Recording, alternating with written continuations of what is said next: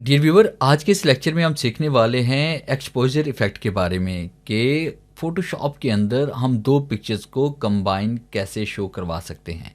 Welcome to Falcon computer academy. मैं हूं केवल विजय। तो स्टार्ट करते हैं आज का लेक्चर। सबसे पहले हम फोटोशॉप को ओपन करेंगे और उसके बाद आपने उस पिक्चर को ओपन करना है जिस पिक्चर के ऊपर आप दूसरी पिक्चर को एडजस्ट करना चाहते हैं। मेरे पास बहुत सारी पिक्चर्स यहाँ पड़ी हुई हैं। किसी एक पिक्चर को मैं यहाँ पे सिलेक्ट करता हूँ और इसको यहाँ से ओपन कर लेता हूँ। अब पिक्चर ओपन करने के बाद आपने क्या करना है कि सबसे पहले आपने सब्जेक्ट को सिलेक्ट करना है। तो उसके लिए हम क्या करेंगे, या तो सिलेक्ट पे हम आएंगे और उसके बाद सब्जेक्ट पे क्लिक करेंगे, या फिर आपने टूल बॉक्स में से आपने टूल्स पे आना है और उसके बाद यहाँ पे क्लिक करेंगे सब्जेक्ट ऑब्जेक्ट सिलेक्शन पे टूल के ऊपर, और यहाँ पे आपने वो हिस्सा सेलेक्ट करना है जिस हिस्से को आप सिलेक्ट करना चाहते हैं। जैसे ये वाला हिस्सा था। अब मुकम्मल हिस्से को सिलेक्ट करने के बाद कुछ ही सेकंड के बाद ये हिस्सा आपका मुकम्मल सिलेक्ट हो जाएगा। तो कुछ सेकंड वेट करते हैं। तो कुछ सेकंड वेट करने के बाद जैसे ही ये आपकी पिक्चर यहाँ पे सिलेक्ट हो जाएगी तो फिर हमने इसको लेयर में कन्वर्ट करना है। अब देखिए आपके पास ये वाला हिस्सा यहाँ पे सिलेक्ट हो चुका है। तो हम कीबोर्ड से कंट्रोल जे प्रेस करेंगे और जैसे हम कीबोर्ड से कंट्रोल जे प्रेस करेंगे तो आपके सामने देखिए ये एक अलग से लेयर क्रिएट हो चुकी है। अब उसके बैकग्राउंड लेयर को आपने यहाँ से ऑफ कर लेना है, सिर्फ आपके पास यहाँ पे एक लेयर मौजूद रहेगी। और उसके बाद दोबारा हम पिक टूल पे क्लिक करते हैं और अब यहाँ पे हमने वो पिक्चर ऐड करनी है जिस पिक्चर को हम यहाँ पे शो करना चाहते हैं। इस पिक्चर के अंदर आप फाइल पे आएंगे, ओपन पे आप आएंगे और उसके बाद यहाँ से आपने कोई भी पिक्चर सेलेक्ट कर लेनी। जैसे मैंने ये वाली पिक्चर वहाँ पे अप्लाई की हुई, तो इसी पिक्चर को मैं सेलेक्ट कर रहा हूँ और मैंने यहाँ पे इसको ओपन कर लिया। ओपन पे जैसे क्लिक किया, पिक्चर मेरे पास यहाँ पे ओपन हो चुकी है। अब उसके बाद फिर आपने क्या करना है कि इसी पिक्चर को आपने सेलेक्ट करना है, ऐसे क्लिक करके आपने दूसरी पिक्चर पे आपने लेके जाना है इस तरह से, और यहाँ पे आपने क्लिक को आपने रिलीज कर देना है और उसके बाद इस पिक्चर को आपने यहाँ पे एडजस्ट करना है इस तरह से।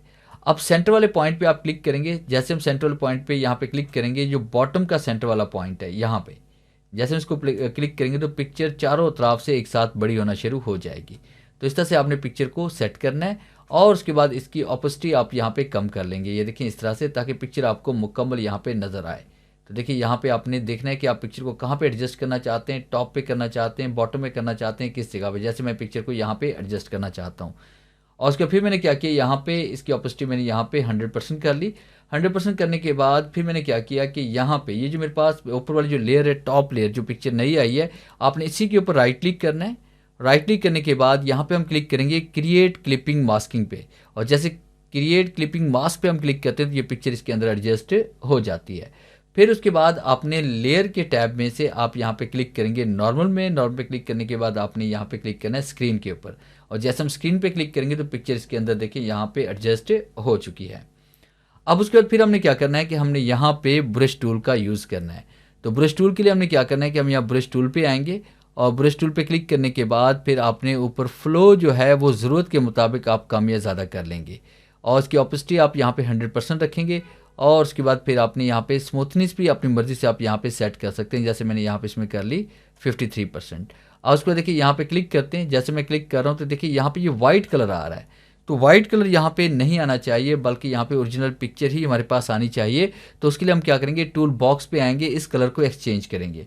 या तो आप यहाँ पे क्लिक करें, जैसे क्लिक करेंगे तो ये ब्लैक कलर ऊपर आ जाएगा, या फिर कीबोर्ड से आप एक्सप्रेस करेंगे तो ये तब भी एक्सचेंज हो जाएगा। अब जैसे हम यहाँ पे क्लिक करें तो आप देखें यहाँ पे ओरिजिनल जो पिक्चर हमारे पास है वो सामने यहाँ पे नज़र आ रही है साथ साथ। इस तरह से हम यहाँ पे क्लिक करेंगे और एक इफेक्ट यहाँ पे इसे हल्का सा इसमें अप्लाई कर देंगे इस तरह से। तो इस तरह से देखिए आपके पास ये इफेक्ट इसके अंदर अप्लाई हो चुका है। अब उसके बाद आपने बैकग्राउंड को सिलेक्ट करना है। बैकग्राउंड को सिलेक्ट करने के बाद बैकग्राउंड का कलर आप चेंज करना चाहते हैं तो आपने यहाँ पे क्लिक करना है। क्लिक करने के बाद आपने यहाँ पे इसमें आना है लेयर्स के ऊपर, और उसके बाद फिर आप क्लिक करेंगे सोल्ड कलर के ऊपर, और जैसे हम सोल्ड कलर पे क्लिक करेंगे तो बाय डिफ़ॉल्ट आपका ब्लैक कलर यहाँ पे सिलेक्ट होता है। अब उसके बाद जैसे कसर पिक्चर के ऊपर लेके आएंगे, जैसे मैंने यहाँ पे क्लिक किया तो देखिए कलर पिक्चर के मुताबिक चेंज हुआ। जैसे मैंने यहाँ पे क्लिक किया तो कलर पिक्चर के मुताबिक चेंज हो गया। जैसे मैंने यहाँ पे क्लिक किया तो पिक्चर देखिए यहाँ पे आपका बैकग्राउंड चेंज हो रहा है। तो यहाँ पे ज़रूरत के मुताबिक जो बैकग्राउंड यहाँ पे आपको पसंद आए, जो बैकग्राउंड के साथ मैच हो रहा है, वो आप यहाँ पे इसमें ऐड कर दें। जैसे मैंने ये वाला ऐड कर दिया और ओके क्लिक करते हैं, देखिए बैकग्राउंड यहाँ पे ऐड हो चुका है। अब उसके बाद लास्ट में आपने टॉप लेयर पे क्लिक करना है। टॉप लेयर पे क्लिक करने के बाद कीबोर्ड से कंट्रोल शिफ्ट आल्ट और ई प्रेस करेंगे तो ये तमाम जितनी भी लेयर्स थी ये सारी मर्ज होकर एक टॉप लेयर में ऊपर हमारे पास आ जाएंगी। अब आपने इस पर क्लिक करना है। क्लिक करने के बाद फिर आप चले जाएंगे फ़िल्टर के ऊपर और आप क्लिक करेंगे कैमरा रॉ फ़िल्टर पे। और कैमरा रॉ फ़िल्टर पे जैसे हम क्लिक करेंगे आपकी राइट साइड की तरफ कैमरा रॉ फ़िल्टर आपके पास ओपन हो जाएगा। यहाँ पे कलर स्कीम को आप बड़ी आसानी के साथ एडजस्ट कर सकते हैं। इसमें बहुत सारे इफ़ेक्ट्स हैं, जिसमें देखिए हमारे पास इफ़ेक्ट्स भी हैं, उसके बाद कलर ग्रेडिंग भी है, हमारे पास कर्व भी है, बेसिक भी है। फ़िलहाल मैं बेसिक पे आऊँगा और उसके बाद यहाँ पे हमने क्लिक करना है इसके अंदर फर्स्ट के हाईलाइट पे। हाईलाइट पे जैसे क्लिक करेंगे देखिए पिक्चर यहाँ पे हाईलाइट हो रही है हमारे पास। और उसके बाद यहाँ पे शैडो पे क्लिक करेंगे तो पिक्चर का शैडो यहाँ पे कम भी कर सकते हैं, उसको बढ़ा भी सकते हैं। इस तरह ब्लैक हमारे पास है तो ब्लैक कलर को हम यहाँ पे डार्क भी कर सकते हैं और उसे लाइट भी कर सकते हैं। टेक्सचर को अपनी मर्ज़ी से आप यहाँ पे सेट कर सकते हैं, ये देखिए इस तरह से। और फिर उसके बाद यहाँ पे आप क्लिक करेंगे, क्लैरिटी पे आप क्लिक करते हैं, देखिए पिक्चर को मज़ीद आप और क्लियर भी कर सकते हैं यहाँ पे इस तरह से। और उसके बाद देखिए यहाँ पे ये बहुत सारी कमांड्स हमारे पास पड़ी हुई हैं, आप बारी बारी कमांड्स को अप्लाई करके देखेंगे। सैचुरेशन वगैरह हमारे पास यहाँ पड़ी हुई है। तो इफेक्ट अप्लाई करने के बाद आप जैसे ओके क्लिक करेंगे तो ये देखिए पिक्चर आपके पास कुछ बनकर इस तरह से तैयार हो चुकी है। अगर आप इसको आप सेव करना चाहते हैं तो इसके लिए आप क्या करेंगे, फाइल पे आएंगे। फाइल पे क्लिक करने के बाद आपने यहाँ पे क्लिक करना है इसमें एक्सपोर्ट के ऊपर। तो आपने यहाँ पे इसमें आना है एक्सपोर्ट पे। एक्सपोर्ट पे क्लिक करने के बाद एक्सपोर्ट एज पे हम आएंगे और आपने जैसे एक्सपोर्ट एज पे क्लिक किया आपके सामने डायलॉग बॉक्स ओपन होगा। जो पिक्चर आपने क्रिएट की है वो भी सामने नज़र आ रही है।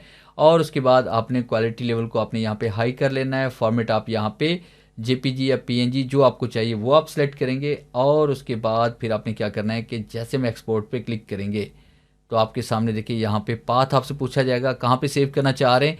हम इसे यहाँ पे एक्स्ट्रा फाइल्स में सेव कर रहे हैं और उसके बाद मैंने इसको नाम दे दिया यहाँ पे फोटोशॉप प्रोजेक्ट 2 कर लेते हैं इसे। और उसके बाद जैसे हम सेव पे क्लिक करेंगे ये देखिए हमारे पास यहाँ पे एक्सपोर्ट हो चुकी है पिक्चर।